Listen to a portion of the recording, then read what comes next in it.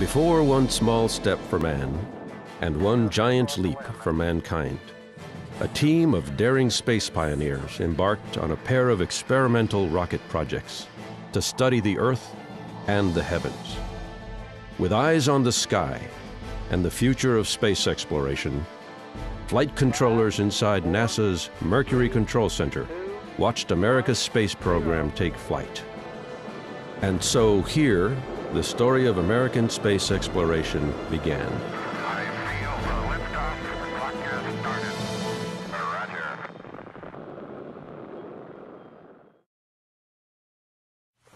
In the late 1950s, the earliest chapters of American space exploration were written along Florida's central Atlantic coast.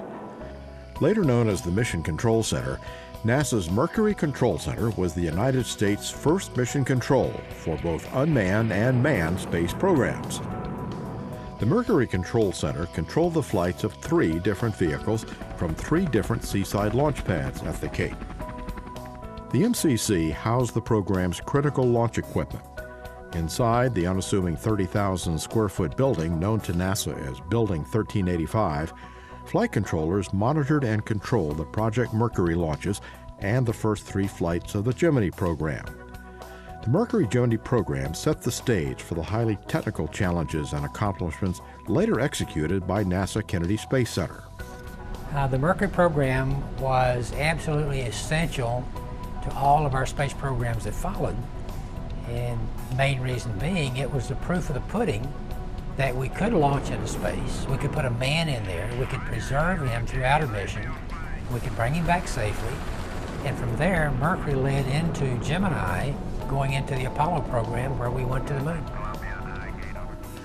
Florida's mild climate, vast undeveloped land surrounding the Cape, and its proximity to water made it a good choice for launching rockets.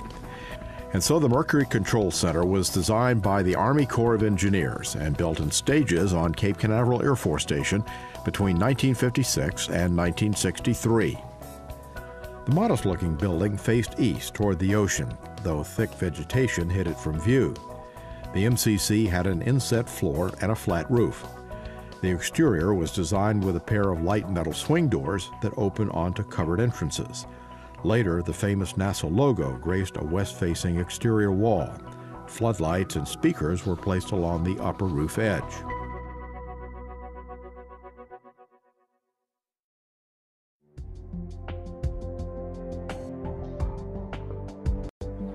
Project Mercury began in 1958, 1 week after NASA was enacted, and 3 days before the 1-year anniversary of the Soviets' launch of Sputnik. To steal from Dickens, it was the best of times and the worst of times for the space program. Because, of course, the Russians had put up the first satellite. We had put up a satellite on January 31st of 1958, and the space race was on. Before that time, the missile race was on, and the Soviet Union was rattling their rockets at the United States, and it was a very, very tough time for our nation. So now we were in a space race at the same time, and it appeared once again we were behind. I would have to say nothing was more exciting than working on the Mercury program because we were doing things for the first time. It was new. The project's goals were straightforward: orbit a manned spacecraft around Earth, investigate the pilot's ability to function in space, and to recover both the pilot and the spacecraft safely. A flight control room was added to the existing building beginning in 1959 for the upcoming Mercury flights. The upgrade included a viewing area that was built by Bell Telephone Incorporated. A second addition, along the west elevation, provided additional space for support equipment. The flight control room occupied just 10% of the entire building. Christopher Kraft would be the very first flight director, and he was key in the development of the flight control operations and the first flight control team. Chris gave final launch approval. His console was equipped with a black and white monitor, and he had access to every communication circuit, called loops. But in the final analysis, it had to be this gentleman right here, Chris Kraft, as flight director, running the entire show, and that's what made it work. Chris was an amazing person. He's the only person, I'm a communicator, and he's the only person I ever saw that could listen and understand 8 intercom nets simultaneously. I always tease him about that, but that's just he's the only person I know that could do that.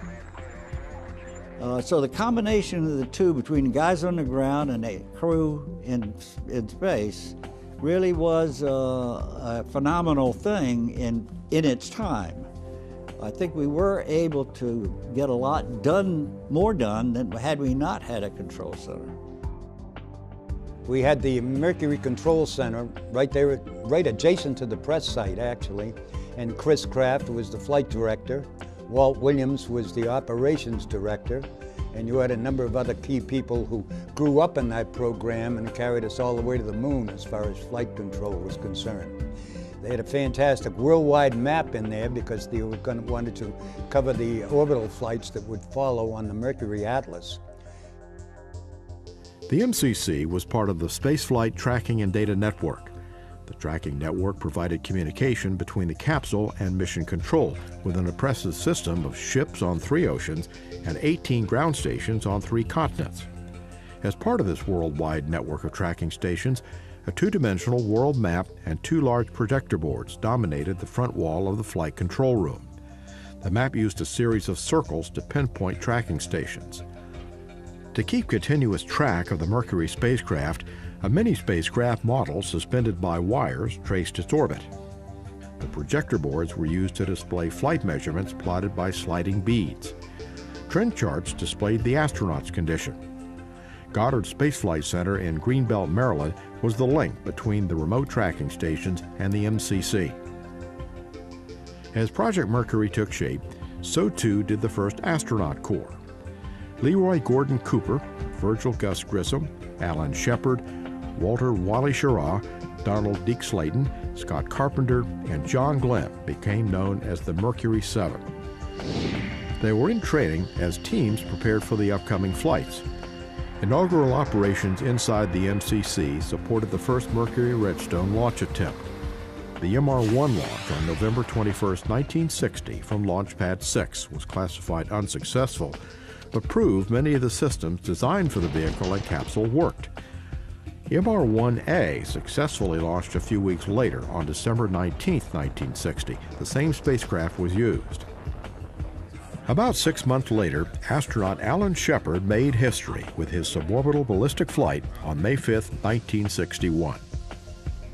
So this was a very significant flight because the country needed this.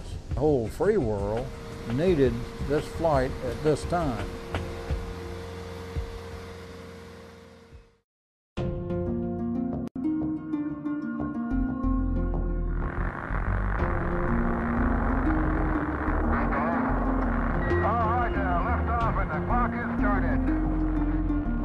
A Mercury Redstone rocket, MR-3, known as Freedom 7, lifted off from Launch Complex 5-6 at 9:34 a.m. Eastern Time. It was the first manned flight controlled by teams inside the MCC, and it lasted 15 minutes. It was a beautiful, beautiful May morning. And I was in charge also of the telephone, the intercom service for the control center. And I was also in charge of the air-to-ground.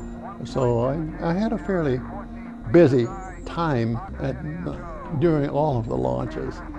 But obviously there was an air of excitement in the control center on that first manned flight that you couldn't duplicate anywhere in the world. That very first flight on that Mercury Redstone, I mean, going up into space and coming back down, even though you didn't orbit the Earth, you know, that set the stage for everything else that we've done. As the command center, the MCC had 8 primary functions: to direct all aspects of the capsule's flight, monitor the health of the astronaut and the system status of the capsule, make decisions to abort a mission, determine the proper procedures following an abort procedure, command the re-entry of the capsule, keep the astronauts and all the tracking stations informed of the mission's progress, coordinate and maintain the flow of communication between all tracking stations, and inform the recovery forces when the capsule would re-enter the atmosphere. It would take 14 flight controllers to meet these mission objectives. The first critical row of flight control seats was coined the trench. One of those important positions was the capsule communicator, or CAPCOM position, one held only by an astronaut. I think the Capcom today is very much the same as it was back during the early Mercury days. It's that point of contact with the crew. It provides a crew perspective to the control team.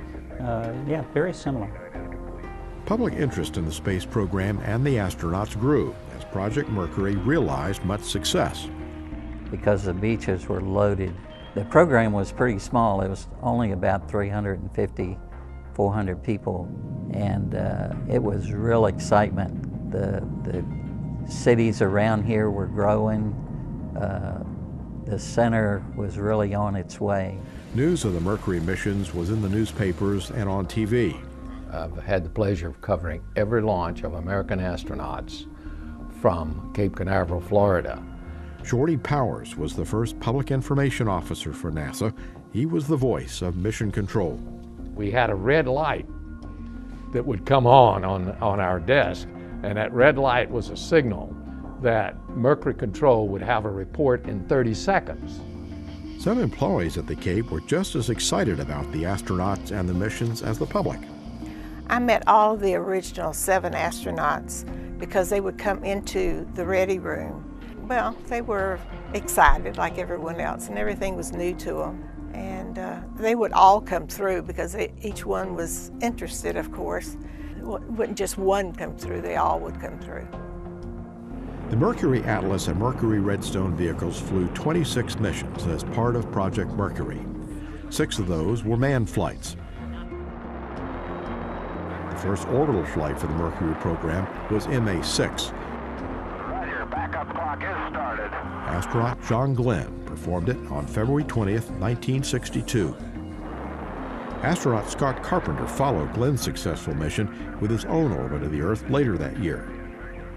Climbing into that spacecraft and sitting on the top of the rocket was something we had simulated time and time again.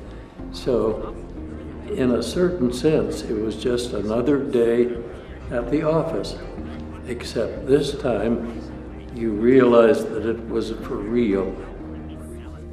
MA9 was the last flight of Project Mercury, piloted by Gordon Cooper on May 15, 1963, in his spacecraft named Faith 7. He was the last American to orbit the Earth solo. The mission lasted 1 day, 10 hours, 19 minutes, and 49 seconds. I named my spacecraft Faith 7 for 3 reasons. 1, because of a belief in God and country.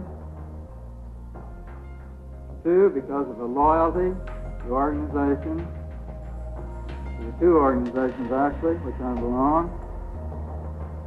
And 3, because of a confidence in the entire space team. The Mercury program was ending, and America's second human spaceflight program was soon to begin in support of one very clear mission.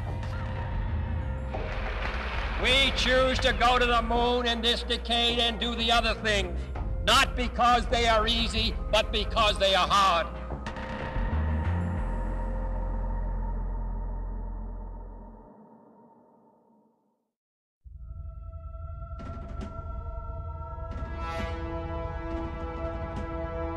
Bridging the gap between Mercury and Apollo was the Gemini program. Following the Mercury program, Gemini subjected astronauts to long-duration flights in support of the upcoming Apollo moon missions. Gemini accomplished 10 manned missions and 2 unmanned, each on a Titan II launch vehicle from Launch Complex 19. 2 astronauts flew in the capsule, which is how it got its moniker, Gemini, or Twin. Renovations to the MCC were completed in 1962 and in 1963 in support of the Gemini missions. An addition wrapped around the east, north, and most of the west and south sides of the MCC. New areas included space for flight control briefings, data analysis, and room for a new Gemini spacecraft trainer. The old trend charts on either side of the world map were replaced by rear projection screens. The world map displayed new tracking stations, and one clock above the map changed to estimated liftoff time.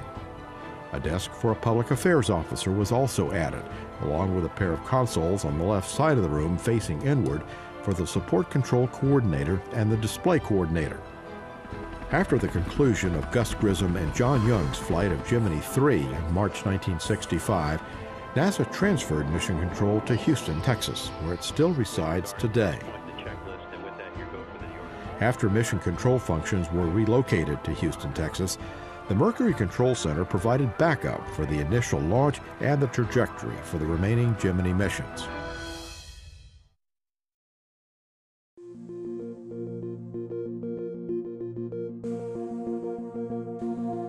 In 1967, the MCC became a tour stop for guests visiting NASA's Kennedy Space Center Visitor Complex. A bus tour provided the public an opportunity to look through the glass windows of the viewing room and see where the first chapters of American space history were written. It was a popular attraction from 1967 through 1995. In the late 90s, the building began to show signs of aging. In an effort to preserve what remained inside the deteriorating structure, NASA removed the artifacts inside. Later, a plan was developed to create an authentic MCC flight control room exhibit at the KSC Visitor Complex. The opportunity for relocating this amazing room full of history was to offer it to many, many more people. Accessibility to the actual facility was becoming more and more challenging, and it allowed for the consoles throughout the room to be displayed and preserved. Had they been left in the building all those years, they would be in terrible condition right now. The exhibit is inside an 8,500 square foot building dedicated to early space exploration. One piece at a time, we carefully removed it, brought it over. So what you see here is a duplication of the actual MCC, the Mission Control Center, with the screens, the consoles, the flooring, the finishes, and of course the tracking board. The consoles themselves, though, are completely authentic. The tracking map is completely authentic. Guests get a memorable and authentic experience. I think it's an amazing opportunity for our guests to look through the glass and step back in time and honor the heroic first years of our space program. The MCC was designated by the National Park Service as a contributing structure to a National Historic Landmark District in 1984. The district consists of 7 other contributing properties: launch complexes 5, 6, 13, 14, 19, 26, and 34. NASA determined the Mercury Control Center was no longer needed for NASA missions and had deteriorated beyond repair. Final artifact preservation efforts began in 2009. The Mercury Control Center controlled the flights of 3 vehicles from 3 launch pads during its years of service.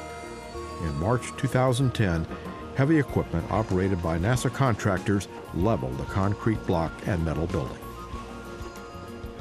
You know, it's a transition, but we have to be energy efficient. We have to prepare for the future. We've got to prepare for going beyond low Earth orbit and doing bigger and better things. And this is all part of the process as we grow and change here at the Kennedy Space Center. We will never forget our heritage. It's crucial to us. History is important.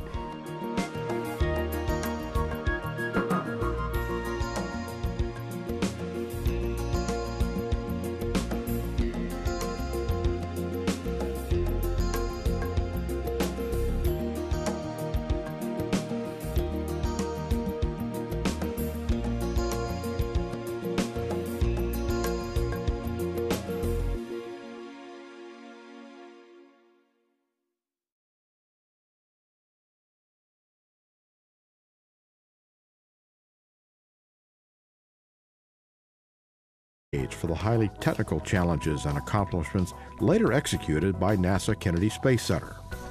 The Mercury program was absolutely essential to all of our space programs that followed, and the main reason being it was the proof of the pudding that we could launch into space, we could put a man in there, we could preserve him throughout our mission. We could 3 different seaside launch pads at the Cape. The MCC housed the program's critical launch equipment. Inside the unassuming 30,000 square foot building known to NASA as Building 1385, flight controllers monitored and controlled the Project Mercury launches and the first 3 flights of the Gemini program. The Mercury Journey program set the stage. 1950s, the earliest chapters of American space exploration were written along Florida's central Atlantic coast. Later known as the Mission Control Center, NASA's Mercury Control Center was the United States' first mission control for both unmanned and manned space programs. The Mercury Control Center controlled the flights of 3 different vehicles from Before one small step for man and one giant leap for mankind, a team of daring space pioneers embarked on a pair of experimental rocket projects to study the Earth and the heavens. With eyes on the sky and the future of space exploration, flight controllers inside NASA's Mercury Control Center watched America's space program take flight. And so here, the story of American space exploration began.